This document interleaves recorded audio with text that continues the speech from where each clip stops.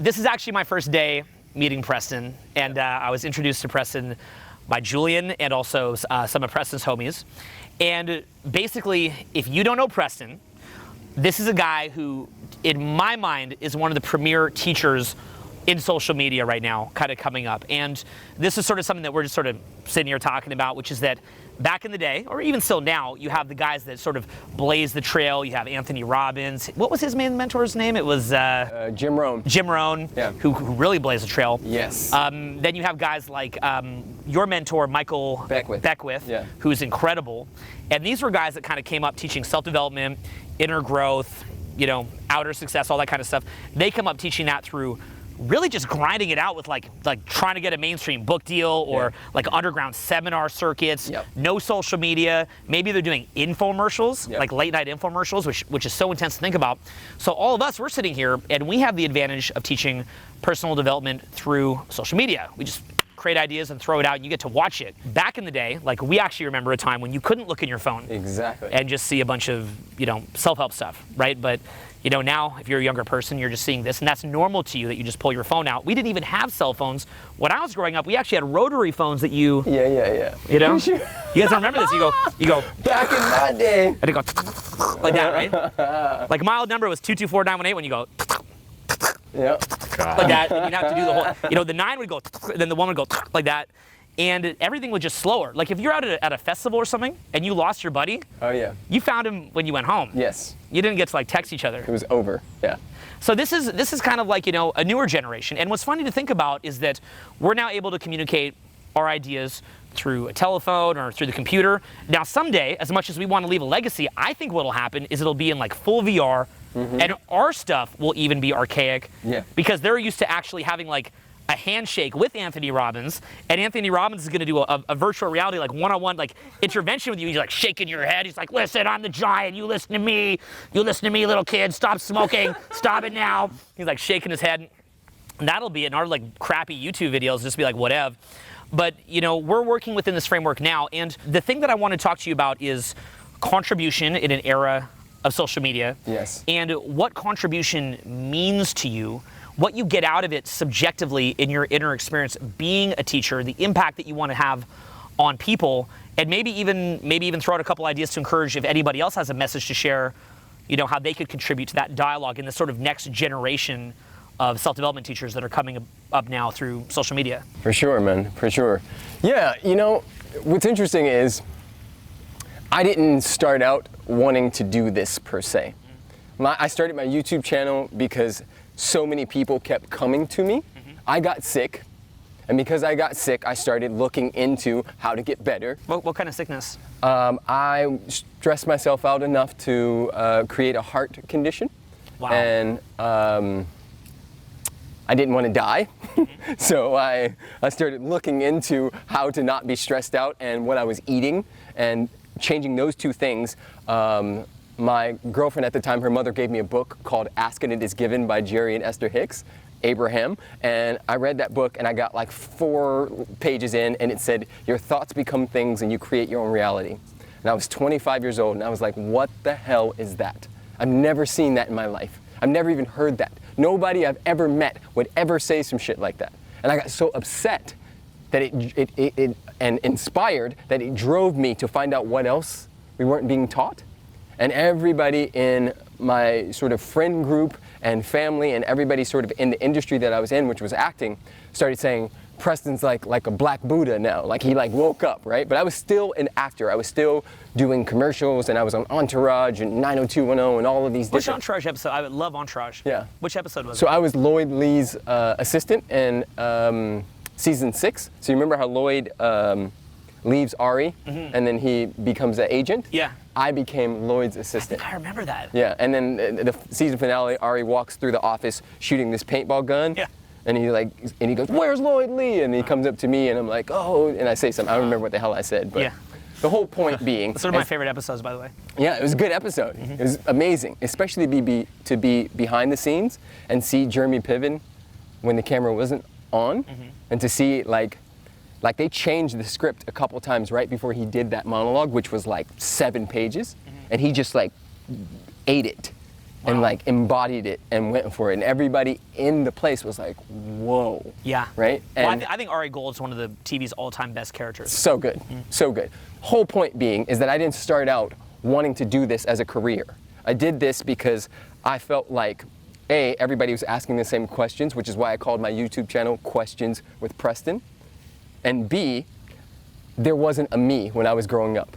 There wasn't a sexy chocolate man who I could look at and go, oh, there's an example of somebody who's living from love, who's dope, who's fun, who's fashionable, who has it together, and is speaking something other than, you know, bitches, hoes, and like money, right? And not that any of those things are wrong, but the context from which they've been shared is one-sided, right? Which is why I appreciate what you guys are up to and even the transition you're making, not that you need to, but that's why I really appreciate the work that you guys are doing, because like we said, nobody's talking about it, right? And so either they're gonna get it from, you know, whoever the latest rappers are and whatever film and television is feeding us, or some people are gonna step up and say, hey, if that's all there's going to be, I always say this: if there's a Little Wayne, there has to be a Little Preston, right? So nothing. Little Wayne is wrong or anything like that. But well, you and Alexi will have to make the Little Preston. Yes, we would definitely make a Little Preston. Speaking about my wife, who's freaking awesome, baby, I love you. But yes, the key to living is giving. Bottom line, and I give because it feels good. It's selfish. Yeah. It feels good to support people. It feels good to have. To be able to contribute in that way, you know, one of the human needs is to give. You know, from the very, you know, the moment we can even start walking and talking, we want to hold the door for ourselves. We want to contribute. No, I want to eat myself. You know, I want to put the spoon up to my mouth. You know, it's like that thing. We always want to contribute, and so a lot of times people forget that. We forget, and it becomes all about me and what I can get, and this dog-eat-dog thing is very empty and not satisfying. So I give because, A, I have to. I give because it feels good, and I find that the more I give, the more I receive. You know? That is interesting, isn't it? That's pretty interesting. Yeah, that's a very, very. I mean, we're fortunate to be in a business where, you know, it's doing well right now. Yeah. So, you know, I mean, I think there's a lot of people out there that do amazing stuff that don't get that kind of compensation. No. But at not the same financially. Time, true. Very Because true. a lot of people are receiving a lot, but they can't see it because they're blinded, because they think it needs to come in this particular package. And for me, that was one of my biggest breakthroughs. The moment I let go of trying and being so attached to how I thought it needed to look, everything came flooding in. And not only did it come flooding in, it was always there. You understand what I'm saying? And to me, even just looking at both of you guys' lives and what I've gathered, you have so much abundance, right? We're pretty. It's crazy. And I'm not talking about this big ass house. No, I know. Yeah. Like I'm talking about like where your heart is.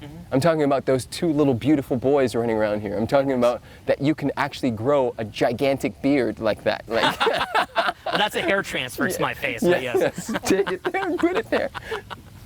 Yes. Okay, I'm sorry I had to cut you off, but I think that's a really key point, is that so many of us are so attached to what it's supposed to look like that we miss all the beauty that's all around us, and we miss all the gifts and the blessings that are already in our lives at this very moment.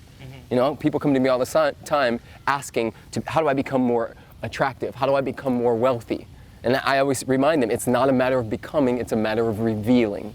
Revealing what's already there, right? It's like peeling the layers to the onion. I was always a beast.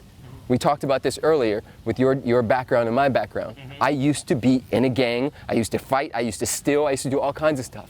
I was a leader. The only thing that shifted is where I'm leading people to and where I'm leading from, right? And by the way, when you did that, Yeah. was part of your motive for doing that when you're younger? Because, like, weirdly, did you ever feel like your thought process behind it was you were actually trying to develop yourself in being the gang guy? For sure. Because see, when I was younger and I used to do a lot of crazy stuff, I was actually doing it because I wanted to push myself. Yes. I wanted to try things that were scary and that took balls, and not to be fucking little bitch, and basically just to see what I was capable of. And if I'd actually come up in some kind of system where, because for a lot of kids it's sports, and that's amazing. Like if you kind of go that route and you can push yourself in basketball or football or hockey or baseball or whatever it is, that's amazing. But I just wasn't good at sports, and I didn't really fit in that well in high school. So for me, I was just looking for areas to push myself and just do crazy shit. For sure, for sure. What about you? I did that with success with women. That was mine. It's like, I did women. Yeah, well, it's the pushing yourself, right? Like people don't get that. Like for a lot of guys sitting there, not being able to talk to girls as an example, it eats at you because you're like, that's a cool girl. I want to go talk to her, and it drives you crazy that you can't. And then when you finally get yourself to do it, and it starts to go well, it's a rush that you get. Well, it's not even like the interaction going well, it's you putting yourself out there. Like that was me for I mean, I found out about it when I was 18 in Switzerland, and I was so shy for all these years.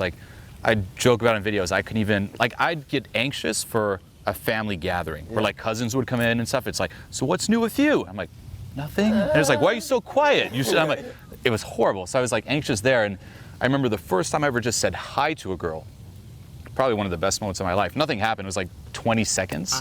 I went up and it was super awkward. I'm like, blah, blah, blah. And she's like, yeah. I'm like, cool. And just ran off. Hi, and it was, nice to meet you. I've seen you run. Yeah, I was just ran off. But in my mind, I was that was the biggest high ever, because I was finally able to put myself out there. So for me, it was chasing that rush of self-expression instead of being just always worried what are people going to think and just held back and just, again, those thoughts kill you because every time you want to and you can't, it's the worst.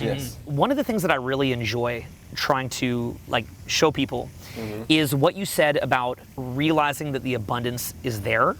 And so I've weirdly, I've never even smoked weed before. Okay. I don't drink. I don't smoke weed. No.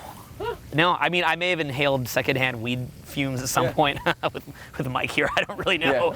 But it's I don't smoke. It's clouds everywhere. Because I don't need it. In the back seat, it's completely cloudy. So a lot now something that has gotten a lot of popularity these days in self-help, that it's just not something for me, but a lot of people like it, are things like DMT or ayahuasca, mushrooms. Some people even report similar things from, say, MDMA or things like that. One of the main insights that a lot of people report from doing that is that all of a sudden, say that they're sitting here, maybe they look at the dog statue, or just that rock, or just the dirt, or even your hands, and all of a sudden it's almost some people would say it's seeing it for the first time or in a different way. For sure. And it makes you realize because opening the doors of perception. So we're sitting here, we're in consumer culture, and we're getting hammered with advertisements. And fair enough, I'm a believer in consumerism and capitalism for sure, for myself. But at the same time, there is that, the grass isn't going to have a commercial with a hot chick being grass. Yes, exactly. Right? Because we're not paying for that commercial.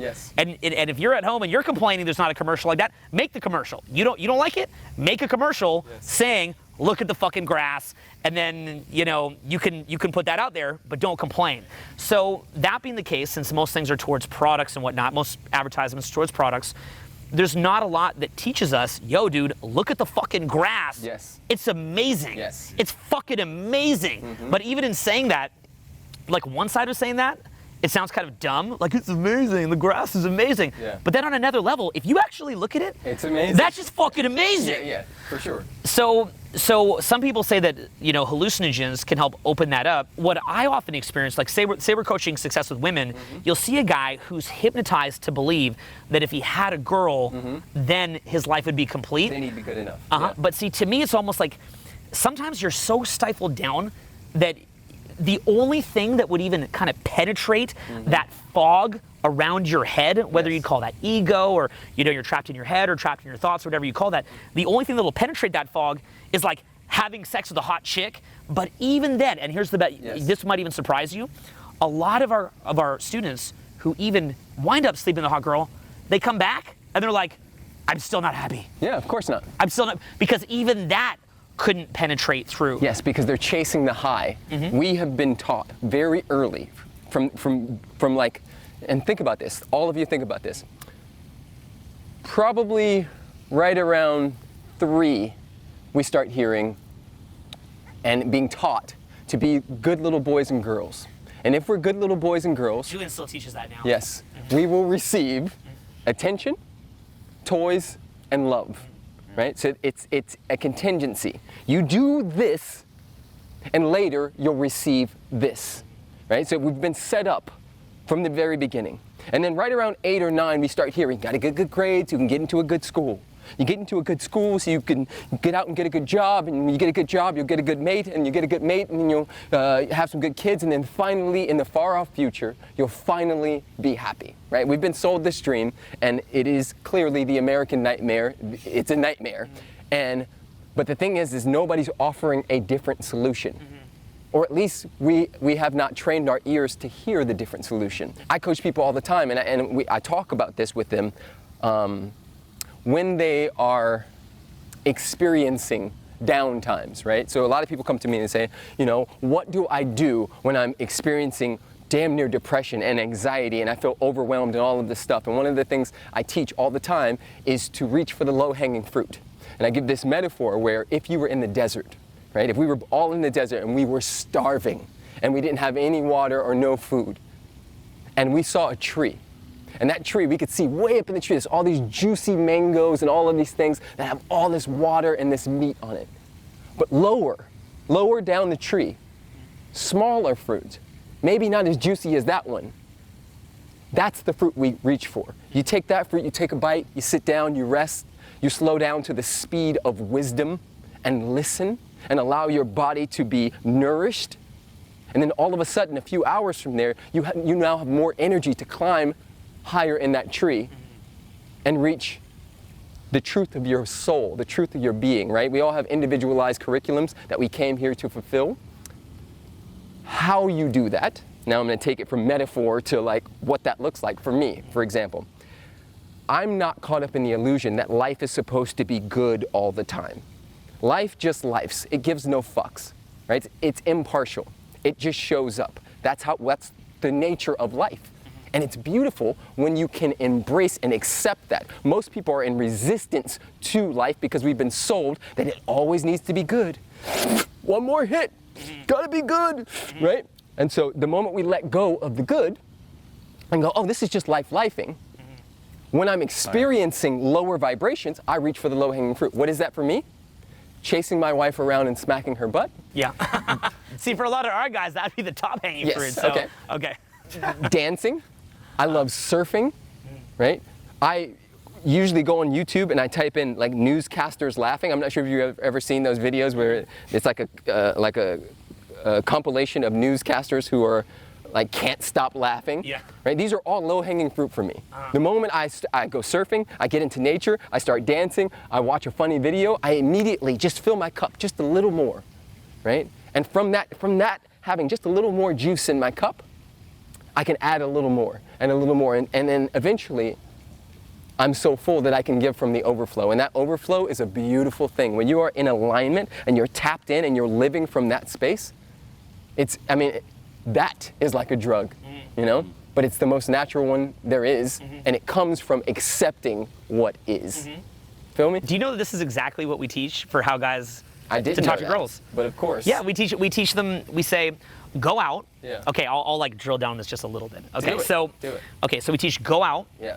and just start approaching and just get a couple little conversations Yes. going. And then it depends on the guy, because every guy's a little bit different, but Yeah. for some guys we teach try to minimize time in between social interactions and just keep talking to people. Just get a couple laughs, get it fun, or even if someone's a bit rude or dismissive, find something funny about it. Yes. And then we train them to say every single interaction we just jokingly call it 100 out of 10 because it should be like irrationally good. Yes.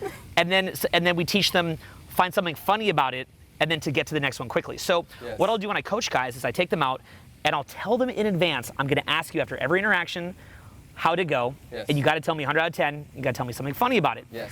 And then I say to them, but when you do it, you're not going to remember that I told you that. I could sit here with you right now and tell you. And I'm like, you're going to forget, and you're like, no, I won't forget. But when you have that person not be super nice to you the way your ego wanted, you're going to forget. And then all through the program, I go, how'd that go? And they're always like, well, I mean, it was okay. And I'm like, how'd it go? And they're like, huh?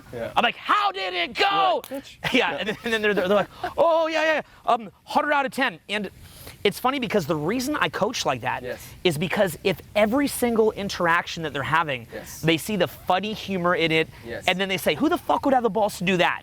Who would have the balls to go talk to someone you don't even know while sober and initiate a conversation with somebody? And so you keep viewing that as more and more fun.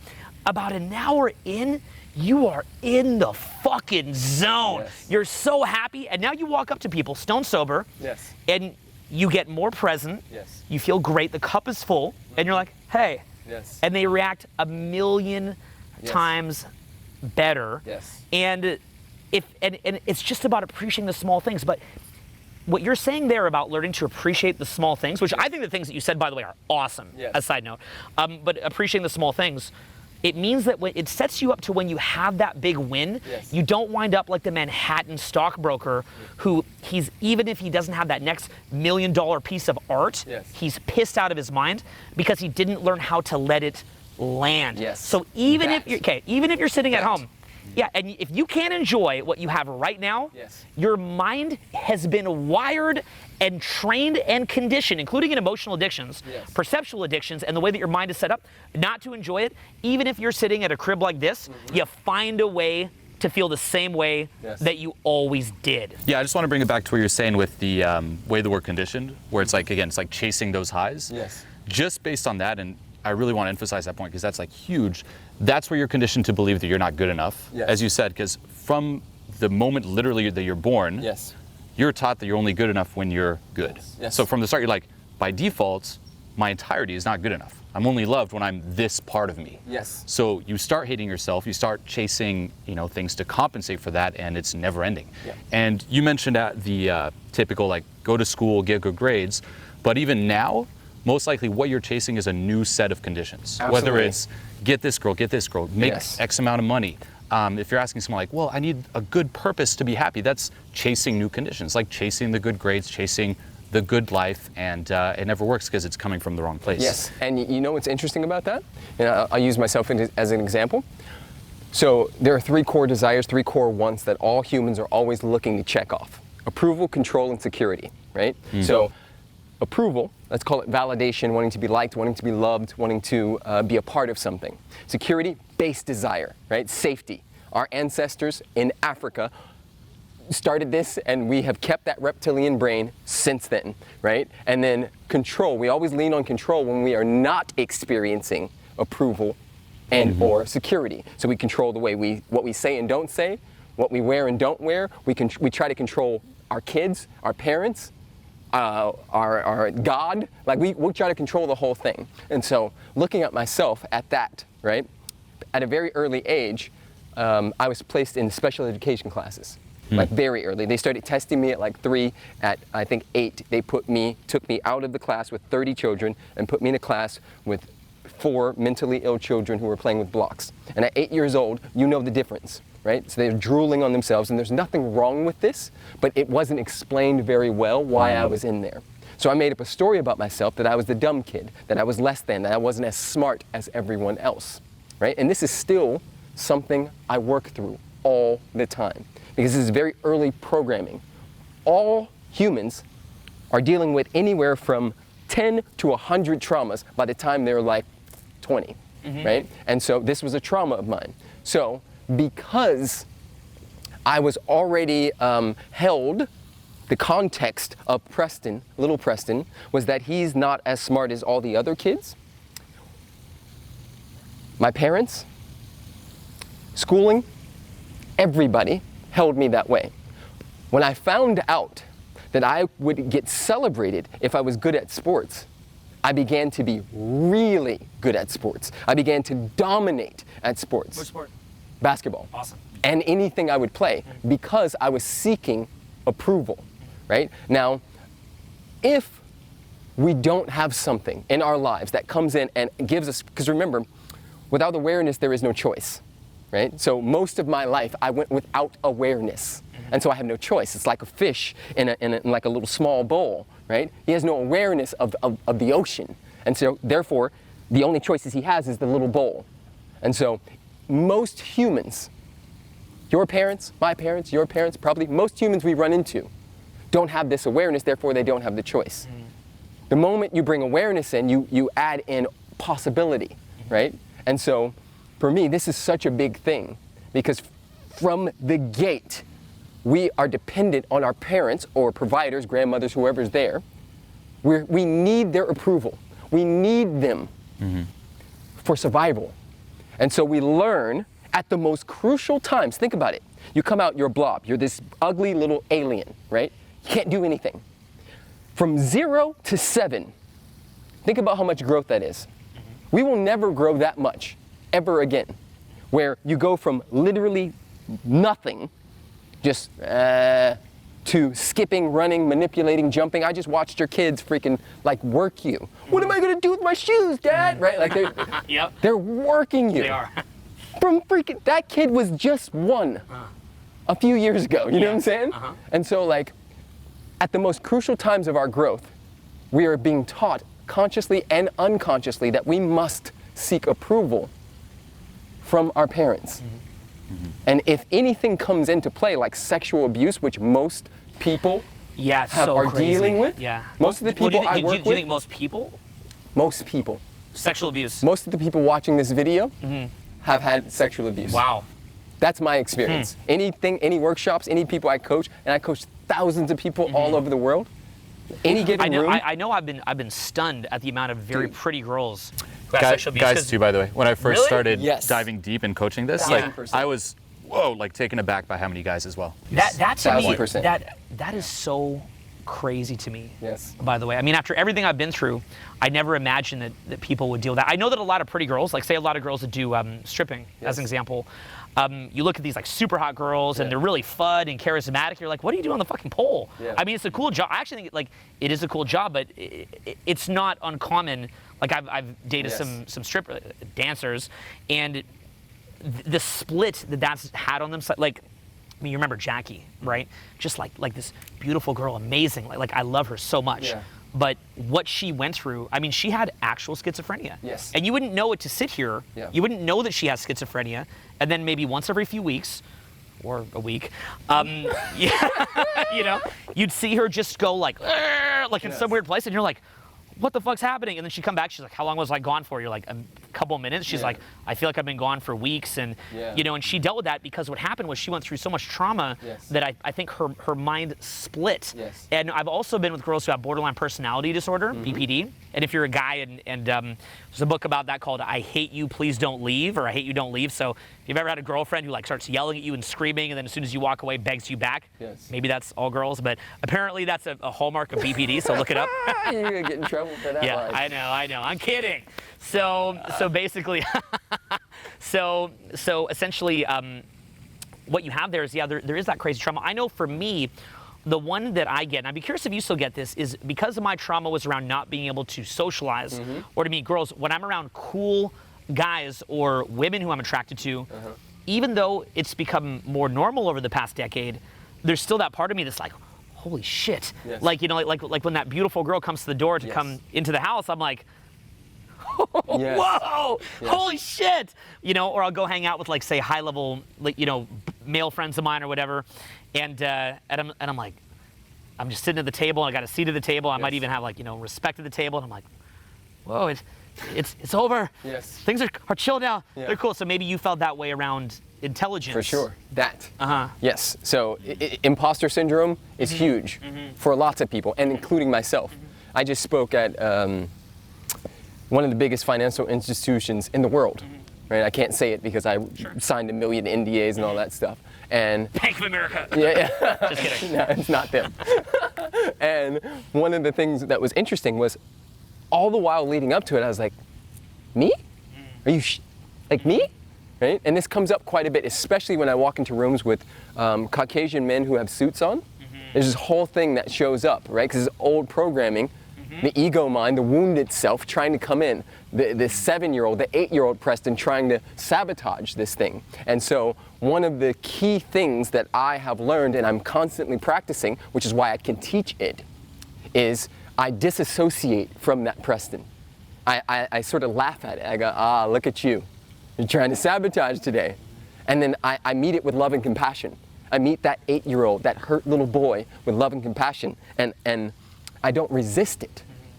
I recognize it. I accept, I see it, but I disassociate. And then I ask myself, what do I choose now? Because powerful questions call for powerful answers, right? Google, God, whatever you want to call it, whenever you ask a question, it has to answer. And so I ask myself, what good is here that I presently cannot see? And then I wait. And then the universe, God, Buddha, Allah, Krishna, Jesus, whatever name is on the door for whoever it is, but for me, source energy comes through and tells me, what good is here is that you have awareness to see what's showing up. What good is here is that you're still breathing. You know how many people didn't wake up today, P? What are you going to do with this? How are you going to serve, right? And then I'm immediately out of this wounded mind thinking, right? And then the moment I'm out of the wounded mind thinking and into service-based thinking, back to service, right? The key to living is giving. Then all kinds of possibilities open up, right? Because it's not about me. People ask all the time, how do you speak in front of thousands of people? Because I don't make it about me. I know that at any given moment, since we've been shooting this video, I'd say worldwide, at least 10,000 people have committed suicide since we've been shooting this video. And so it's a crime against humanity for you or me or anybody who feels the call, who knows that it's game time, to hide out, even if you only have 17 subscribers on YouTube. Yeah. This is another conversation. Yeah. But yes, that's the whole point for me. This is a question I get all the time, like, are you enlightened now? Yeah. Linking to what you said, where we chase, again, like these highs, these feel-goods, and we're conditioned to believe that enlightenment is another goal to achieve. Yes. And you said it before, and it's so key. It's not about achieving it, it's about, revealing it or realizing it. And that's really, what I kind of realized going through my own journey, and I guess what you were mentioning too, when you change that experience of you, the experience you have with the world changes as well. Absolutely. And that's the goal. It's like you get out of this paradigm that's built on that split where you're not good enough. Yes. And as soon as you do so, it's like you'll still have, for example, ups and downs. You said we're still in the real world. There's still shit that's going to happen to you. You're still going to be mad. You're still going to be afraid. However, your experience of those things change. Yeah. And it's the same where, say we're like working. It's like you could be doing something that's a lot of work objectively, whatever objective is, but it's not work that's you resonate with. Yeah. And that's going to feel like a drag. You're going to hate it. At the same time, you could be doing something that you just love, you resonate with, and you could be doing even more work objectively, but it doesn't feel like it. It's like effortless, it flows, and that's what happens. And it's the same, by the way, with success with women. It's like if you're anxious about something, what happens is we have that label like anxious, we resist it, it amplifies. If someone from the moment you're born told you, hey, anxiety's the shit, that's what you want, that's what women love, is when you're anxious, as soon as you're anxious, you're no longer gonna have that same experience of anxiousness. Yeah, you guys literally, I didn't know that much about how you teach or whatever. It's freaking genius. Thanks. What you're doing is you're opening the closet. Like when we were kids and you think there's a book, like a monster in the closet, and then eventually, at some point, your mom comes in and your dad comes in, they open the closet and you're like, oh, right? You guys are showing people like, dude, it's just humans. There's just another human on the other side. Now, some of the ways in which you may do that, I could see how some of society could call that sexist and things of this nature. And, you gotta do what you gotta do. You know what I mean? Everybody's got their the cool way. thing about it is with women, it's like, basically, if you link it to like self-help, like Tony Robbins, Jim Rohn, what was self-help back then? It's, do you want to make money? It's like, here's a little carrot. They dangle it. Learn about this whole other realm. What we do, it's like, do you want the girl? And you can reach people at a younger age, like 18 to like 30 something, or even 40. And it's like, now you have these kids who are like open to learning about themselves, learning about even hearing something, like realizing it. It's conditioning. Like, who the fuck would be open to that at 18 otherwise? I'm so proud of Ty know? Lopez, by the way. What he's done. Like, people don't get that with Ty. That's exactly That's why I'm so proud of Ty. Because he's not. See, to me, there's a sort of an arrogance with like, we could understand that when you give, that's the shit. We know that because we're lucky. Maybe we sought it out. But I've always felt there's a degree of luck to where we got to experience that and figure that out. But imagine somebody who didn't get the chance to figure that out, and they believe that a giant mansion with Lamborghinis surrounded by Instagram models and books of knowledge is the shit. And so what Ty's doing is he's actually playing into that stereotype. He's going, look, there's Lambos, Lamborghini, Instagram model, knowledge, private jets, right? And so now you have these young kids that are like, I want to do that. And rather than say, and I love Dan Bilzerian, okay, my friend Luke's homies with him, but rather than doing, say, what Dan does, where you don't feel like you could do it too necessarily, maybe you do, but I wouldn't expect people would. Ty's saying, he's like, girls, Lamborghini, and he's like, why don't you have this? And then the kid is looking at that and he's going, well, how do I get it? And he's going, read books and get a mentor and 5 mentors and 10 more mentors. And you know, my mentor, Charlie Munger, that dude's awesome. But now what's happening is now that young kid is seeing it, and adults too, but you know, the point being is that people who wouldn't have been open to that are seeing it, and they're going down that rabbit hole, and then they're realizing, wait a minute, if I build a business, that's my contribution on this earth. In a weird way, that's like God is coming through me in building systems, in producing an outcome, and making the world a better place. And they're getting to that paradigm. But Ty's not just coming up in front of a white wall and saying, don't you know that giving is the best? You should know that. Stop being selfish and buy the 67 steps now. He's saying, look, boom, boom, boom, all these things that you think will make you happy. I'm not going to argue with you about it. And then he pulls it in. That's like what we do with girls, where we're like, look, here's Julien, here's me. We're on the street. Okay. And then we'll even show ourselves having a hard time. Like we'll show girls, you know, not into us. And then we show that if you view it as fun, if you see the humor in it, if you keep going, if you take so much action, it shuts off the thinking mind. If you realize that nobody is like above talking to each other and you can just go have a great time. Just humans. So we teach it, I call it like the town hall or town square method, where basically imagine like, okay, so when I went to Mexico, there's this thing called the Zocalo. And the Zocalo is like this town square that they'll build right into the cities in Mexico. And I remember being there and noticing that like beautiful women might be talking to some old dude or some good-looking guy is just talking to some other random, like it's not like this kind of snobby environment. It's like everybody was just there to dance and have fun and talk to each other and be part of the community. So what we experienced was that if you go out and you just talk to so many people and you don't make it about you, you just make it about everybody having fun. And some people aren't going to take it. Some people are just like, you know, like you go up, you're like, hey, they're like, and you're like, cool, no big deal. Keep rocking that. What was funny about that? 100 out of 10. Who would have the balls to even do that? Keep it moving. And you just start having fun. Usually by the end of it, a guy who learned this would have gone from deep low vibration energy, believing that his appearance, his lack of this, that, or the other thing is making people be mean to him. And all of a sudden, he's sharing energy with an entire space. And the opposite sex are like, who's that guy? And he's putting himself head and shoulders above everybody who's stifled in. And that experience of, and here's the most beautiful part of it for me, it's the experience between feeling the most low vibration energy feeling, of feeling judged and like you can't do it, not complete, not good enough as you are, and then saying, okay, I'm in hell right now, I'm in fucking hell right now, which for a lot of guys, going and talking to people and taking a rejection feels like hell. I get it, 1,000%. And then they go out and they just, and you push them, and they start sharing, and they start enjoying, they start feeling gratitude rather than what they don't have, appreciating the small things, what they do have, sharing energy, and then all of a sudden, not only do they make a bunch of cool friends, but it turns out that like, this scary environment wasn't scary at all. It was a projection of the mind, and you open up. I've heard that about ayahuasca, to where it makes you face your fears, and then maybe during that journey you might even come out of it.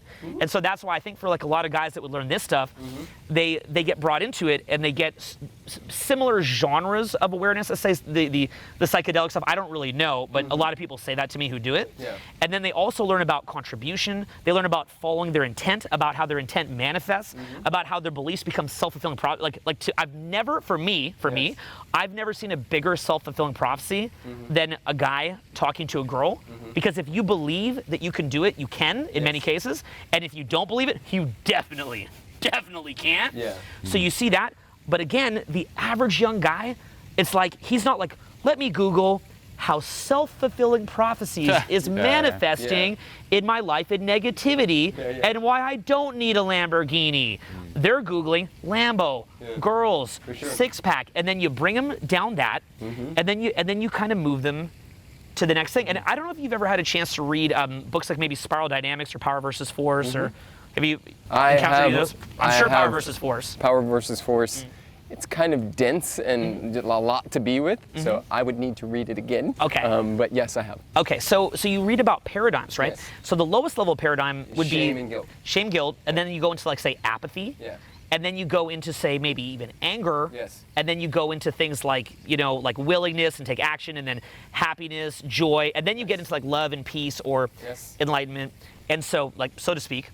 And to me, what you see is that unfortunately society does still have that pyramid element, as the Illuminati conspiracy people would tell you, right? And the bottom of the pyramid is inherently larger. So you have people that are kind of in that paradigm, and they don't know about these higher level paradigms. And then maybe for a minute, like they feel like a pride or envy, and so now they're coming out of apathy. They're kind of mad that they don't have something. They want to get a little bit of pride, and now they're slowly moving up. And I've even been experimenting, and this is kind of crazy, in seminar. I start the seminar by getting the audience to get kind of mad. I'm like, look at your situation. You should be pissed about it. But I like to be very theatrical. So I'll go very deep. Like I'll get myself in this like angry rage. I'm like, look at this. Oh my God. Ah, you know, and then like, and maybe I'll even start make myself cry. I'm like, this is terrible. And I'll start to do that. And then I'll go into things like pride, like, you know, you should have this. Look at that guy, he's dominating you. And then then they start to move through that. Then I get them starting to have willingness and think of taking action. Then I get them into laughter. Then I get them into joy and thinking about love. And I go really deep on the love stuff and get them to like feel love within themselves, and then peace. And I move them through that. By the end of the day, it is so bizarre. It's like heaven. It's crazy. It's like, I mean, people say that. People are leaving and they're just like, they've never been that present. They come up. See, when people aren't experienced with spiritual growth, they'll look at like, you know, a guy like myself or yourself, and I wouldn't know what kind of responses you're getting, but I can guess. And they'll think like, they'll be like, are you enlightened? And it's like, listen, it's, Frederick Dodson, who's a great writer, he made a great point about this. He says that from a lower energy level, somebody a little further up the scale appears enlightened. And then if they've never been present before, like when I had my first experience of even being present and knowing about it, I was 26, and I thought maybe I'd become enlightened. Because it was so closed off, the clouds parted for a minute, the thinking went away, and I was like, you know, and then I start looking for the power of now, and he starts explaining it. But that's like, to me, that's where, and again with the social media stuff, what you're able to do, and what I strive to do, is to create a way to connect with people where they're at, not judging them for not being, you know, right? But just like talking to them where they're at, and then kind of helping them to move up. But also, and this is big for me, you mentioned that when you're younger, that they'd say you're dumb. I had the same problem. So me and you both had that same background of being called dumb, the dumb kid in the class, and that kind of like street background of doing like some crazy shit. And the thing, and again, that's that vibrational thing. You're coming up through maybe anger, you know, as you're moving up. Lots of it. Me too. Lots of it too. Yeah, and so basically, what begins to happen is that if we can, like, when I was called dumb, I personally just found the teachers kind of boring. And I'm not meaning to be critical. I appreciate their work, but I found myself perpetually bored. For sure. So I try to bring into my events everything from the camera work to the way that I'm speaking, to being theatrical, to maybe yelling or crying or joking. And I'm always viewing it like there's sort of a receptivity as I'm teaching. And if it's closed, I start cracking some jokes. Pump, pump, pump, pump, pump. Then it goes open, then fill it with content, and then as the content goes in, maybe it shrinks a bit, and then you pull it back open, and then as the day goes on, they're getting more receptive. And one of the great prides I have is guys come up and they're like, I always felt like I was dumb in school, I couldn't pay attention, and I paid attention to this for days, And so to me, that's the difference between say a government teacher, and there's some amazing government teachers. I mean, these people deserve a fucking medal. For sure. But at the same time, for some of them who are kind of, they're in there, they're screaming kids, there's not really a possibility for like necessarily a ton of advancement within say like the public school system. And of course, many of them are, again, deserve a medal, but many of them that I learned from, they were kind of beaten down. Yes. And you're learning from a beaten down source. Of course. You can't pay attention, you're feeling dumb, then you start to rebel. And so that's why whenever I speak, I'm always thinking like how can I make this interesting? And that's why I love your stuff, because you're shooting in different environments. There's present energy coming through you. So the person's becoming more present as you speak. They're seeing beautiful environments, the clothes, the presentation, the delivery. It's all getting, building presence. Yeah. Some people are gonna love your stuff, some people won't connect with it, but those who connect with it are like really bought in and they're pulled into it. And the fact that they can watch that when only a few years ago we're working off like rotary phones, and that's what they can choose to watch, that's what I've always just been so passionate about, and just kind of seeing that growing. Hell yes. Yeah. Yeah, absolutely. What you're talking about is you're putting yourself in state and being present to it and being intentional about it, right? Which most people operate from default. Most people are on autopilot, right? And so you can't give what you don't have yourself, right? And so you're putting yourself in state. You've been living this thing, and there's a thing, when somebody's not congruent. You know it. It doesn't matter where you are. When somebody's not actually living the stuff they're talking about. And so what's happening is and I wrote a book called Love Louder, right? And the whole point of Love Louder was, when you amplify your love, you automatically amplify your life, right? And what I'm doing is turning the volume up on that which is already there, right? And we're playing with it intentionally to support others, right? And you get that, just like a mother's love, right? No matter what you do, the way that your mother holds you, the context from which she even looks at you or talks to you, the context is, I love you, even if I'm yelling at you, even if I'm mad at you, right? Or a father's love, right? That thing is essentially what you've stepped into. And what's beautiful about this work is that we're social beings. When it's all said and done, we're all looking for community. We all want to feel seen and heard and to be a part of something. And if somebody can facilitate that by being the space first, by going first, right? And then holding something where we can all come into it, of course we will.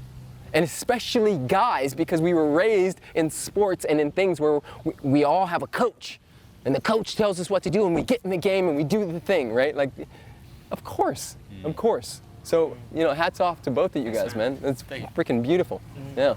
I guess maybe something we could kind of tie together with is the experience of growing in presence. Yes. And I actually have a new channel that I'm building on this, and it's about growing in presence. So a lot of teachers teach from a space of being, say, enlightened, as they'd say. Yeah. But I always found that a bit, for me, was a bit hard to relate to. Yeah. And so I wanted to create a channel where I'm just talking about becoming more present. Yes. So as opposed to being like, look at me, I'm enlightened, where I'm just saying, what does it mean to become more present just as you grow? For sure. How would you describe your experience of maybe having less dense thinking, like as the mind becomes less dense, and more sort of energy coming through, just in like day-to-day life? Because see, I always used to be so curious. Like I go to like Eckhart Tolle seminar. I've been to a bunch of them. Yeah. He's amazing. I love that guy.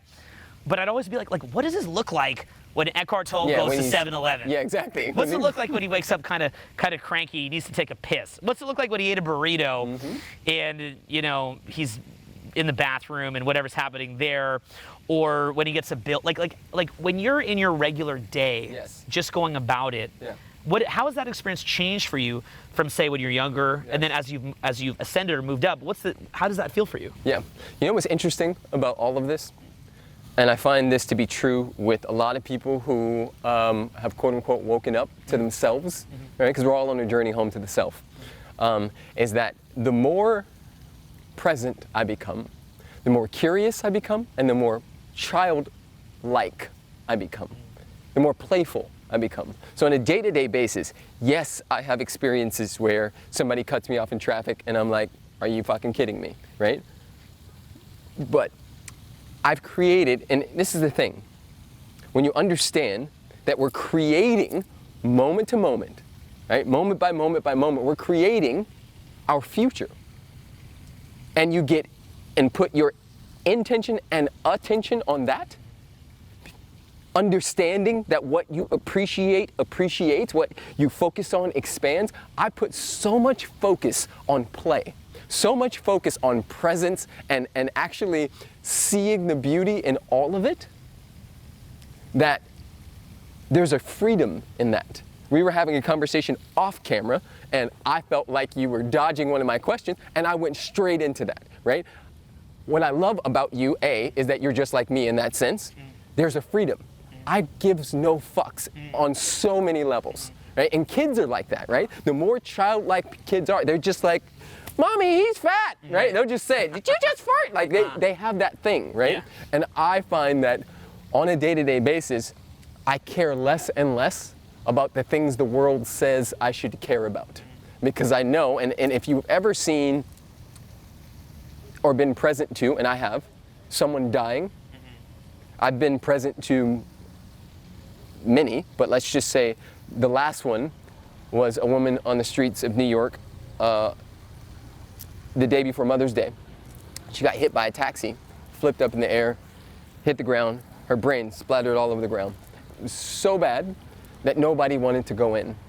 And I knew I was there for a reason. Yeah. And I walked right in, and so did a doctor and a nurse. And the doctor and the nurse went to her and they're ma'am, touching her pulse and all that stuff, and I went down to her feet. And I went into a silent space and essentially went into prayer. And I said to her, in essence, I'm here with you.